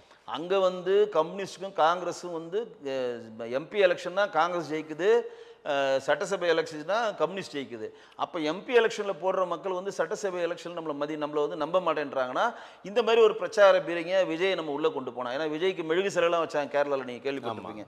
விஜயோடைய மார்க்கெட் வந்து கேரளாவில் பெரிய மார்க்கெட்டு, விஜய்க்கு கேரளாவில் பெரிய ரசிகர் இருக்காங்க. அதனால தான் கேரளாவில் இருக்கக்கூடிய சிபு கூப்பிட்டு வந்து புலி படத்துக்கு ஒன் ஆஃப் த ப்ரொடியூசராக விஜய் சான்ஸே கொடுத்தார். கேரளாவில் அவர் பேஸ் இருக்குன்னா அவர் தான் போய் அந்த மெழுகு சிலையை திறந்து வச்சார். அப்போ காங்கிரஸுடன் விஜய் தாவேக்காவுடன் நம்ம டைப் பண்ணால் கேரளாவில் இன்றைக்கு சின்ன சின்ன ஓட்டு விஷயத்தில் நம்ம வந்து பினராயி விஜயன் கம்யூனிஸ்ட்டை தோக்குறோம், அந்த ஓட்டு சதவீதத்தை இதை ஃபில் பண்ணனால அங்கே ஒரு மாநிலத்தை பிடிக்கலாம். அப்போ இங்கே ஒரு மாநிலத்தில் 25 சீட்டு போனால் போகுது அப்படின்றது, 25 சீட்டு போனால் போதில்லை, விஜயுடன் சேர்ந்து கூட அவங்க 10 சீட்டு கூட வென்றெடுக்கலாம், அது தனி இது. ஆனால் 2 மாநிலத்தை முழுமையாக பெரும்பான்மையாக நம்ம கைப்பற்றுறதுக்கான ஒரு சோர்ஸ் இருக்குது. அதுக்கப்புறம் எம்பி எலெக்ஷன் வந்தாலும் பெரிய சோர்ஸில் நம்ம வென்றெடுக்கலாம். இங்கே இருந்ததுன்னா தாவேக்காவோட சேர்ந்து மினிமம் என்னவோ நம்மளால போட்டிக்கிட்டு வென்றெடுத்துக்கலாம் அப்படின்ற ஒரு டேட்டாவையும் அமைச்சிருக்காங்க. அந்த டேட்டாவும் ராகுல் காந்தி சோனியா காந்தி பார்வையில் இருக்கிறது. அதனால தான் விஜய் இன்றைக்கு வரையும் தன்னுடைய கதவுகளை காங்கிரஸுக்காக திறந்து வைத்திருக்கிறார். துணை முதலமைச்சர் அவர் தான் விஜய் சொல்லிட்டார்ல, எங்களுடன் கூட்டணிக்கு யார் வந்தாலும் அவர்களுக்கு ஆட்சி அதிகாரத்தில் பங்கு தருவோம். இப்போ இவங்க என்ன கேட்குறாங்க? ஆட்சி அதிகாரத்தில் பங்கு துணை முதலமைச்சர் தானே கேட்குறாங்க, சட்டசபை இப்போ அமைச்சர்கள் பிரதிநிதித்துவம் தானே கேட்குறாங்க. அது அப்படியே அவர் ஜெயிச்சார்னா அதெல்லாம் கிடைக்க போகுது அப்படின்ற அழகான ஒரு டேட்டாவை எடுத்து அமைச்சிருக்கிறதுனால, அதை கன்சிடர் பண்ணுற மூடில் இருக்கிறதுனால காங்கிரஸுன்ற ஒற்றை செங்கலை இண்டி கூட்டணிலேருந்து உருவி எடுத்துன்னு போய் தாவக்காய் எடுத்துகிட்டு போயிடுச்சுன்னா அது பின்னாடி ரயில் பெட்டியினோட பொட்டிகள் மாதிரி விடுதலை சிறுத்தைகள் தானாக போயிடும், கம்யூனிஸ்ட் தானாக போயிட்டு திமுக செல்லா காசா ஆகிவிடும். அதற்கு பயந்து திமுக உள்ளடி வேலையை செஞ்சிட்ருக்கு. ஸோ இதுதான் அதில் இருக்க பின்புலம்னு சொல்கிறீங்க. இதுதான் பின்புலம். இப்போ இந்த பக்கத்தில் உங்களுடைய பாஜக அதிமுக கூட்டணி தொடர்பாக அமித்ஷா சந்திப்புக்கு பிறகு அரங்கேறிய சம்பவங்கள், அது தொடர்பாக விமர்சனங்கள் நிறையா இருக்குது. குறிப்பாக காலில் விழுந்தவருக்கு கர்ச்சீஃப் எதற்கு என்ற ரீதியில் திரு முதலமைச்சர் ஸ்டாலினோட விமர்சனம் பார்த்தோம். குறிப்பாக அமித்ஷாவுடனான சந்திப்புக்கு பிறகு எடப்பாடி பழனிசாமியோட செயல்பாடுகள் ஒன்று. மற்றொன்று, ஒருங்கிணைந்த அதிமுகவோட கோரிக்கைகள் இந்த நொடி வரை எடப்பாடி ஏற்பதாக தெரியவே இல்லை, அது வந்து பெரிய பலனை கொடுத்து விடும் திமுகவுக்கு. இப்படியே அதிமுக பாஜக கூட்டணி இதே மாதிரி இருந்தால் உறுதியாக அவர் வெற்றி பெறுவதற்கு வாய்ப்பே இல்லை அப்படின்னு ஒரு வாதம் முன்வைக்கப்படுது. எப்படி புரிஞ்சுக்கலாம்? இல்லை, நீங்கள் சொன்ன ஒரு கேள்வியில் நீங்கள் ஒரு பதில் சொல்லுங்கள். பெரிய பலன் கொடுக்காது நீங்கள் எப்படி சொல்கிறீங்க? இப்போ ஒரு உதாரணம் சொல்கிறேன் கேளுங்க. இந்த எடப்பாடி அவர்கள் வந்து தினகரன் அவர்களையும் ஓபிஎஸ்ஸில் நான் இணைத்துக் கொள்ள மாட்டேன்னு சொல்கிறது அவங்களுடைய கட்சியினுடைய உள்கட்சி விவகாரம், அதில் தலையிட மாட்டோம். செங்கோட்டையன் அவர்களே அமித்ஷா அவர்களை சந்தித்தார், பார்த்தாரு தவிர பேசினாரான்னு தெரில, அமித்ஷா அவர்களுக்கு எதிர்வினை ஆற்றானா தெரில. இல்லை நீங்கள் இணைந்து சொன்னார், இல்லை அவர் சொல்கிறாருங்க, அமித்ஷா அவர்கள் உள்துறை அமைச்சகர் தான் கன்ஃபார்ம் பண்ணணும். நாங்கள் போய் சொல்கிறாரோ? உள்துறை அமைச்சகர் வந்து என்ன சொல்லணும்னா, ஒருத்தரை இப்போ நீங்கள் பர்டிகுலராக உங்கள்கிட்ட அப்பாயின்மெண்ட் கொடுத்து சந்திச்சாங்கன்னா அது அவங்களுடைய செய்தித்தாள்களையோ அந்த டேட்டாலையோ வெளியே வந்துடும். இந்த அதுதான் அமித்ஷாவோட சூழ்ச்சி அப்படின்னு சொல்கிறாங்க. அது அவர்களுடைய அவர் சொல்ல மாட்டேங்கிறார். உள்துறை அமைச்சர்கள்லாம் சூழ்ச்சியெல்லாம் பண்ண முடியாதுங்க, எல்லாம் ஓப்பன் புக்குங்க. நல்லா கேளுங்க. அமித்ஷா அவர்கள் செங்கோட்டையன் போய் சொல்கிறார், அமித்ஷா பொய் சொல்கிறாரு, நீங்கள் அவர் தான் கேட்கணும். என்ன வர செய்திகள் என்ன தெரியுமா? டெல்லியிலேருந்து அமித்ஷா அவர்களும் அஸ்வினி வைஷ்ணவ் இருக்கிற இடத்துல நிர்மலா சீதாராமன் எடுக்கிறப்ப துணை ஜனாதிபதி தேர்தலுக்கான டிஸ்கஷன் போகிறப்ப இவர் அங்கே சென்றதாகவும் எல்லாருக்கும் ஒரு ஹாய் பாய் சொன்னதாகவும் தான் வர செய்தி. அது எந்த அளவு உண்மை நம்ம அதுக்குள்ளே போக விரும்ப. பெரிய சந்திப்பு உரையாடல் நடக்கல. ஹாய் பாய், இப்போ நீங்கள் வந்துட்டீங்க நல்லா இருக்கீங்களா பார்த்தீங்களா? ஏன்னா அந்த டைம் ஏன் சந்திப்பு நடக்க வாய்ப்பு இல்லைன்னா மறுநாள் துணை ஜனாதிபதி தேர்தல், அது வாய்ப்பே கிடையாதுன்னு உள்துறை அமைச்சகம் டேட்டாவே கொடுத்துட்டாங்க. இப்போ நம்ம என்ன சொல்ல விரும்புகிறோன்னா, எடப்பாடி அவர்கள் வந்து அவருடைய கட்சி உள் விவகாரங்களையும் நாங்கள் தலையிட மாட்டோன்றதை ஒரு தெளிவாக நம்ம சொல்லிட்டோம், சொல்லி முடிச்சாச்சு. அது உள்ள நம்ம இன்றைக்கி வரையும் அதில் போக மாட்டோம். இப்போ செங்கோட்டையன் போயிட்டு வந்தது கூட புஷ் ஆயிடுச்சு. நம்ம என்ன சொல்கிறோம், எங்களோட மாநிலத்தில் என்ன சொல்கிறாரு, கமல் சொல்கிற மாதிரி தான் சொல்கிறார். கடவுள் வந்து இல்லைன்னு நான் சொல்லலை, இருந்தால் நல்லது சொல்லணும். அதனால் வந்து அதிமுக வந்து இணையவலான்னு சொல்ல, இணைஞ்சால் நல்லாயிருக்கும். இதுதான் எங்களோட கோட்பாடு. எல்லாரும் இணைஞ்சிருக்கிறது நம்ம கோட்பாடு. ஆனால் அந்த கட்சியோட உள்ளுவராலும் நம்ம போய் தலையிட மாட்டோம். அது நீங்கள் அதாவது இதுதான் ரொம்ப நுட்பமான மைக்ரோ பாலிடிக்ஸ் பண்ணுது பாஜக. உள் விவகாரங்களில் தலையிட மாட்டோம் அப்படின்னு சொல்லுது. எடப்பாடி பழனிசாமியும் அமித்ஷா உள் விவகாரங்களில் தலையிட மாட்டோம் அப்படின்னு சொல்லிட்டாரு அப்படின்னு சொல்கிறாங்க. ஆனால் வந்து செங்கோட்டையனை நிர்மலா சீதாராமன் சந்திக்கிறார், குருமூர்த்தி சில அறிவுரைகளை வழங்குகிறார், எடப்பாடி அமித்ஷா சந்திக்கிறார், டிடிவியை சந்திக்கவிருக்கிறார், ஓபிஎஸ்ஐ சந்திக்கவிருக்கிறார் அப்படின்னு இந்த இடியாப்ப சிக்கல் பின்னாலும் பாஜக தான் இருக்குது. ஒரு புறத்தில் கூட்டணி, மறுபுறத்தில் கூட்டணியை குலைக்கும் நடவடிக்கை அப்படின்னு சொல்றாங்க. உங்கள்கிட்ட ஒரு கேள்வியாக முன்வைக்கிறேன். இப்போ வந்து டிடிவி அவர்களும் ஓ பன்னீர்செல்வம் அவர்களும் நம்ம கட்சியை சார்ந்து இல்லாமல் ஒரு தனிப்பட்ட நபராக பேசுவோம். அவர்கள் 2 பேரும் கட்சியை விட்டு விலக்கப்பட்டார்கள். அதற்கப்புறம் அவர்கள் மக்களுக்கான போராட்டத்தை என்ன முன் வச்சாங்க? அந்த தொண்டர்களுக்கான போராட்டத்தை என்ன முன் வச்சாங்க? இந்த மக்கள் நல பணி அவங்க என்ன செஞ்சாங்க? இப்போ ஒருத்தர் வந்து கட்சியில் விட்டு நீங்கள் நீக்கிறீங்கன்னு வச்சிங்களேன். கடந்த சட்டமன்ற தேர்தலில் வெங்கடேஷ் 23 இடங்களில் அது முடிஞ்சு போச்சுங்க. டிடிவி தான் காரணம். முடிஞ்சு போச்சுங்க. வெற்றி தோல்வியை தீர்மானிக்கக்கூடிய இடத்தில் இருப்பவர்களை ஒருங்கிணைப்பது தானே வெற்றிக்கான பாதையாக இருக்கும். அதை நீங்க விலகிட்டீங்கன்னா தோல்வி தானே வரும்னு சொல்றாங்க. அது வந்து எடப்பாடி அவர்கள் எப்படி நினைக்கிறாருன்றது என்னோட அசியம்ல சொல்றேன். அன்றைக்கு இருந்தது, நான் இல்லைன்னு சொல்லல. இப்போ நான் அதுதான் அந்த கேள்வி மாறி விட்டுன்னு சொல்றேன். நான் அதுதான் நான் கேள்வி வைக்கிறதுக்குள்ளே நீங்க கேள்வி ஸ்டார்ட் பண்ணிட்டீங்க. பதில் வைக்கிறதுக்குள்ளேயும் இந்த எலெக்ஷன், பாராளுமன்ற தேர்தல் எலெக்ஷன் முடிந்த பிறகு டிடிவி அவர்கள் தன் கட்சியை எந்த அளவு வளர்த்திருக்கிறார், எத்தனை புது பேர் அந்த கட்சியில் சேர்ந்துருக்காங்க, எத்தனை மாநாடு போட்டிருக்காங்க, எத்தனை போராட்டம் வச்சுருக்காங்க, எத்தனை பேர் ஏடிஎம்கேலேருந்து அவர்கிட்ட சேர்ந்துருக்காங்க, மாற்று கட்சியிலேருந்து யார் சேர்ந்துருக்காங்க, எதனா ஒரு மிகப்பெரிய லெவலில் போராட்ட காலத்துலேருந்து அரெஸ்ட் ஆகி போனாரா, இல்லை பெரிய லெவலில் வந்து மக்கள் மனதில் வென்றெடுக்கிற மாதிரி ஒரு மாநாடு விஜய் மாதிரி நடத்தினாரா? கேள்வி வருதா? நீங்கள் சொல்ல எதுவுமே நடக்கல. ஒன்று.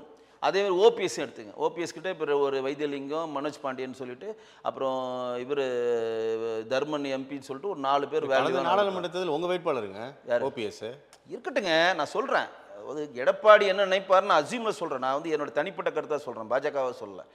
ஓபிஎஸ் அவர்கள் வந்து கட்சியில் விட்டு விலக்கு செய்யப்பட்டார், சட்ட போராட்டம் நடத்தினார், எல்லாம் போராட்டம் நடத்தின பிறகு 2024 பாராளுமன்ற எலெக்ஷனில் 3 லட்சம் ஓட்டு ராமநாதபுரத்தில் அவர் பெற்றார்.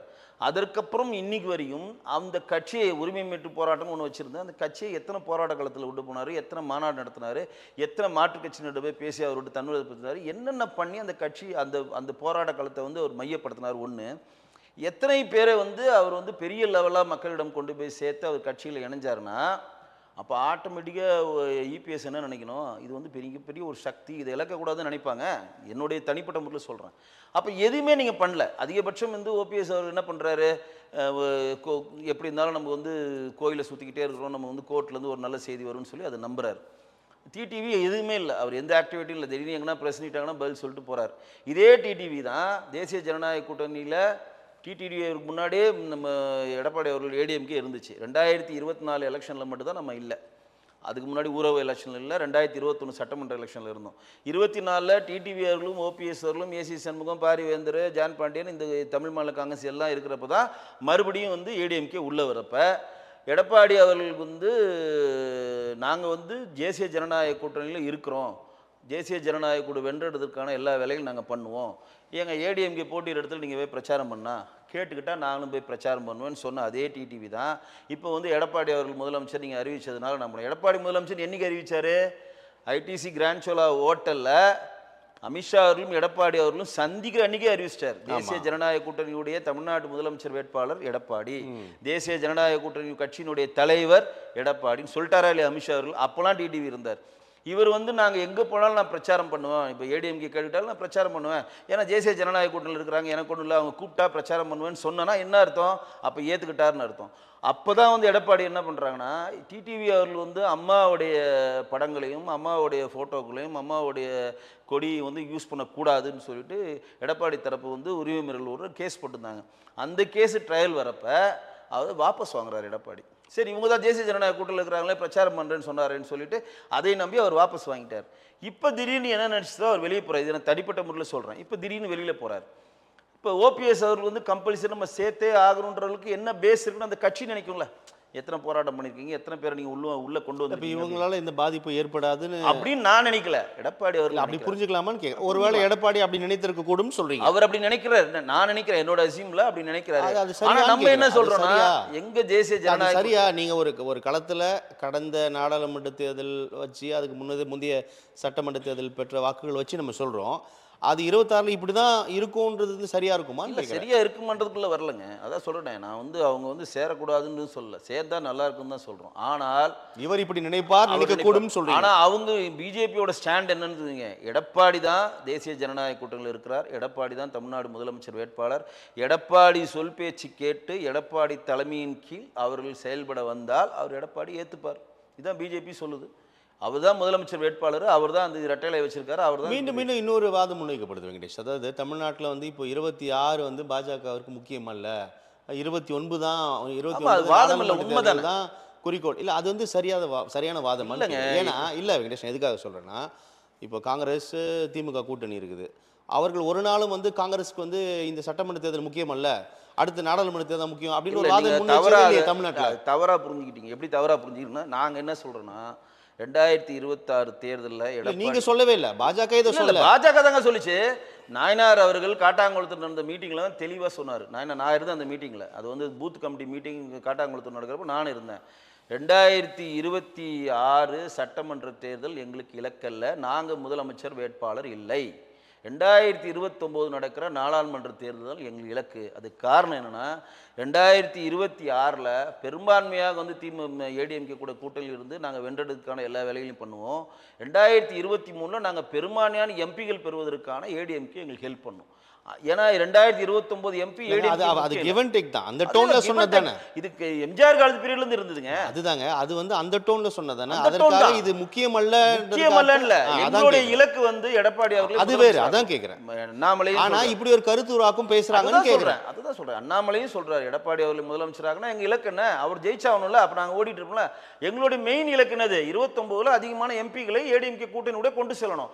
நாங்க இதுல உங்களுக்கு ஹெல்ப் பண்றோம், அதுல நீங்க ஹெல்ப் பண்றீங்க, அவ்வளவுதான். கிவ் அண்ட் டேக் தான். நீங்க சொன்ன அதற்கான அர்த்தம் என்பது இதுதான். நீங்க வந்து இப்போ நாங்கள் 25 எம்எல்ஏ வரணும் சந்தோஷம், ஆனால் எங்களுக்கு 20 எம்பி நாச்சு வேணும். 40 சீட்னா எங்களுக்கு 20 சீட்டு கொடுத்தீங்கன்னா 25 சீட்டு கூட்டணியில் இருக்கக்கூடிய எம்பியில் தான் நீங்கள் வந்து மந்திரி சபையிலும் இடம் பெறலாம். அந்த கிவ் அண்ட் டேக் பாலிசியில் தான் அது போய் நகருது. அதனால அந்த 29 ஸ்ட்ராங்குக்கு தான் முன்னாடியே கூட்டணி போட்டு இப்போத்துலேருந்தே ஸ்ட்ராங் பண்ணுறோம். இப்பயே தொண்டர்கள் அது ஒரு ஸ்ட்ராட்டஜி தான். இப்பயே தொண்டர்கள் மிங்கிள் ஆயிட்டாங்க. எடப்பாடி போகிற இடத்துல ஏடிஎம்கே கொடியை விட பிஜேபி கொடி அதிகமாக இருக்குது. நாயனார் அவர்கள் இப்போ கூட நேற்று கூட மாரத்தான் போட்டில் எடப்பாடி வீட்டுக்கே சொல்லி தொடங்கி வச்சாரு. எடப்பாடிக்கு விருந்து வைக்கிறாரு. இன்னைக்கு ஏடிஎம்கேவும் நம்ம பிஜேபி தொண்டர்கள் மிங்கிள் ஆகி ஃபுல் ஃப்ளெஜ்ஜா ஒற்றை எதிரியாக திமுக நோக்கி நகர்றார்கள். ஸோ இது வந்து 26ன்றது முதலமைச்சராக எடப்பாடியை கொண்டு வருதான் எங்கள் இலக்கு.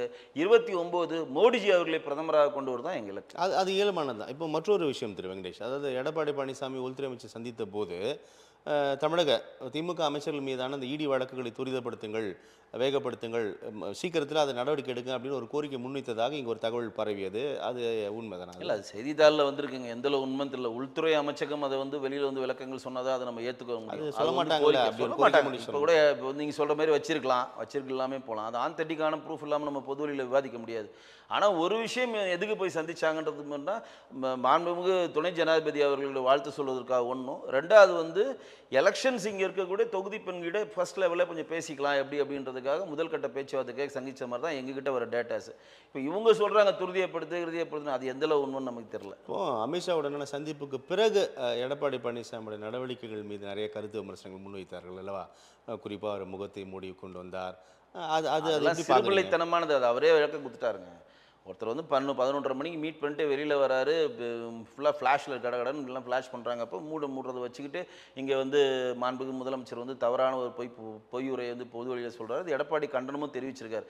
இந்த மாதிரி கீழ்த்தரமான ஒரு அரசியலை தமிழக ஊடகங்கள் செய்யாதீர்கள் அப்படின்னு. இன்றைக்கு அந்த மாதிரி அமித்ஷா அவர்களை வந்து அப்பாயின்மெண்ட் இல்லாமல் யாரும் சந்திக்க முடியாது. ரெண்டாவது எடப்பாடி தெளிவாக இங்கே டேட்டா கொடுத்துட்டு தான் போகிறார். நான் வந்து துணை ஜனாதிபதி அவர்களை சந்திக்க போகிறேன், அமித்ஷா அவர்களை 11 மணிக்கு சந்திக்க போகிறேன். இதில் ஒளிவு மறைவு எதுவுமே கிடையாது. நான் மறைஞ்சிங்கன்னு காரை மாற்றிட்டு போய் சந்திச்சாருன்னு என்னென்னமோ புருடா விடுறாங்க. அவர் உள்துறை அமைச்சரை சந்தித்ததுனால டைம் கம்மியாக இருக்கிறதுனால எப்போதுமே தமிழ்நாடு பொதுகை இல்லத்தில் தங்க வேண்டியவர். இப்போ அங்கேயே ஒரு ஹோட்டல் போட்டாங்க. உள்துறை அமைச்சகத்தில் தமிழ்நாடு பொதுகை இல்லத்துலேருந்து கார் போனால் ஃபார்மாலிட்டி ஜாஸ்தி உள்ளே போகிறதுக்கு, ஏன்னா அமித்ஷா உள்ள மீச் பண்ணுது. அதனால் அமித்ஷா ஒரு உள்துறை அமைச்சகமே கார் கொடுக்குது அவருக்கு. நீங்கள் உடனே வந்துடணும், டைம் கம்மியாக இருக்குது. இதெல்லாம் வந்து உள்ளுக்குள்ள நடக்கிற விஷயம். இதை எதுவுமே பொது வழியில் பற்றி தெரியாமல் கட்சி முடிட்டு போனாங்கன்னா இதுக்கு இப்போ கண்டனம் தெரிவிச்சிருக்காங்க. யார் தெரியுமா? தமிழ்நாட்டுடைய உளவுத்துறை டெல்லியில் வேவு பார்த்துருக்கிறது. அந்த ஃபோட்டோவை எடுத்தது தமிழ்நாடு உளவுத்துறை போலீஸ் தான் ஃபோட்டோ எடுத்திருக்காங்கன்னு சொல்லி டெல்லி கமிஷனர் அமித்ஷாவோட புகழ் சொல்லியிருக்காரு. சொல்லிட்டு என்ன சொல்கிறாங்கன்னா, இனிமேல் தமிழ்நாடு இதுக்கு நோட்டீஸ் கேட்டிருக்காங்க. நீங்கள் ஏங்க இங்கே வந்து உளவு பார்த்து எதுக்கு ஃபோட்டோ எடுத்து நீங்கள் தமிழ்நாட்டுக்கு அனுப்புறீங்க கேட்குறப்ப, இல்லை எடப்பாடி வந்து தமிழ்நாட்டிலேருந்து வரதுனால அவருக்கு பாதுகாப்பு கொடுத்தாக நாங்கள் வந்தோம்னு சொல்லி அவங்க தப்பிச்சோன்னா அமித்ஷா தரப்பு என்ன சொல்லியிருக்காங்களா, இனிமேல் தமிழ்நாடு உளவுத்துறை இங்கே உள்துறை அமைச்சகத்தில் வேவு பார்த்தோன்னா அவர்களே நீங்கள் வேவு பாருங்கள் அப்படின்னு ஒரு இதை போட்டிருக்காங்க. ஏன் அதுக்கு ஒரு உதாரணம் சொல்கிறாங்கன்னா, ராஜீவ்காந்தி வந்து சந்திரசேகருக்கு வந்து ஆதரவு கொடுத்துருக்க டைமில், அந்த டைமில் ஹரியானாவில் ராஜீவ்காந்தியுடைய அலுவலகத்தில் 2 போலீஸார் 3 போலீஸாரை போட்டு சந்திரசேகர் வந்து உளவு பார்த்ததுனால உடனே தன்னுடைய ஆதரவை டிஸ்மிஸ் பண்ணி அந்த ஆட்சியை கவுத்தார். அந்த மாதிரிலாம் நடந்திருக்கு உளவு பார்க்கறதுல. அப்போ அமித்ஷா அவர்கள் இப்போ என்ன சொல்லியிருக்காரு, ஏன்னா அந்த இடத்துல தமிழ்நாடு போலீஸு, அந்த இடத்துல தமிழக பத்திரிகையாளர் யாரும் கிடையாது, டெல்லி பத்திரிகை இது ஃப்ளாஷ் டெல்லியோட ஒரு இண்டிபெண்டன்ட் ஜேர்னலிஸ்ட் ஒருத்தர் அந்த புகைப்படம் எடுத்தது தானே அதிமுக அவர் மீது வழக்கே தனி வழக்குங்க, புகார் வழக்குங்க. இதை ஸ்ப்ரெட் பண்ணது இவங்க தாங்க. இப்போ நீங்கள் டெல்லியில் போனீங்கன்னா, டெல்லியில் சன் டிவிலேருந்து ராஜ் டிவின்னு எல்லா டிவிக்கும் சேர்த்து ஒரே ஆள் 4 மைக்கு வச்சு நிற்பான். அவனும் அந்த இடத்துல நிற்பான். எடப்பாடி வர்றதுனால தமிழ்நாடு நியூஸில் அது அவனும் எடுப்பான். அதை ஃப்ளாஷாக பண்ண தேவையில்லை. வராங்க, எடுக்கிறாங்க, கட்சி முறாங்க, போயிடுறாங்க. இதை வந்து மைன்யூட்டாக இதை செய்தியாக்குறாங்க. நல்லா புரிஞ்சுங்க. இப்போ எடப்பாடி வராரு, மூஞ்ச துடைக்கிறாரு, கட்சி இப்போ மூடிட்டு போகிறான்றது ஒரு செய்தி. மூஞ்ச துடைச்சிட்டு உள்ளே போகிறாருன்றது செய்தி கிடையாது. அது ஃபோட்டோ கூட இருக்கலாம். அதாவது தமிழக உளவு போலீஸார் என்ன சொல்கிறாங்க, எடப்பாடி அவர்கள் வந்து அமித்ஷாவிடம் மிகவும் திட்டு வாங்கிட்டு பிரஸ்ஸை சந்திக்காமல் முகத்தை மூடிக்கொண்டு செல்றாங்க. இந்த நேரட் செட் பண்ணி இங்கே அனுப்புகிறாங்க. இந்த நேரட் இங்கே செட் பண்ணி இங்கே இருக்க திமுக அடிமை ஊடகங்களாம் எடப்பாடி வந்து கண்ணை மூடிட்டு வந்துட்டாரு, எடப்பாடி வந்து பயந்துட்டு வந்துட்டாரு, எடப்பாடி வந்து மூஞ்ச கட்சிகளை மறைஞ்சு வந்தான்னு சொல்லி ஒரு டேட்டா கிரியேட் பண்ணது தான் சரியான பதிலடித்த எடப்பாடி வந்து இங்கே இருக்கக்கூடிய அடிமை ஊடகங்கள் ஊடக தர்மத்துடன் செயல்படுங்கள்னு அதுக்கேற்ற மாதிரி எங்கள் அமித்ஷா அவர்களும் உள்துறை அமைச்சருக்கு மிக ஸ்ட்ராங் ஆர்டர் போட்டிருக்காரு. இனிமேல் தமிழக உளவுத்துறை யாரும் உள்துறை அமைச்சகத்திட்ட வேவு பார்க்க வரக்கூடாதுன்னு அவர்களை நீங்கள் வேவு பாருங்க அப்படின்னு. நல்லது வெங்கடேஷ், நிறைய விஷயங்கள் பேசியிருக்கு. உங்களுடைய வருகைக்கும் கருத்து பகிர்வுக்கும் மிக்க நன்றி. நன்றி நேயர்களே, மற்றும் ஒரு அரசியல் அரங்கம் நிகழ்ச்சியில் சந்திக்கலாம். நன்றி, வணக்கம்.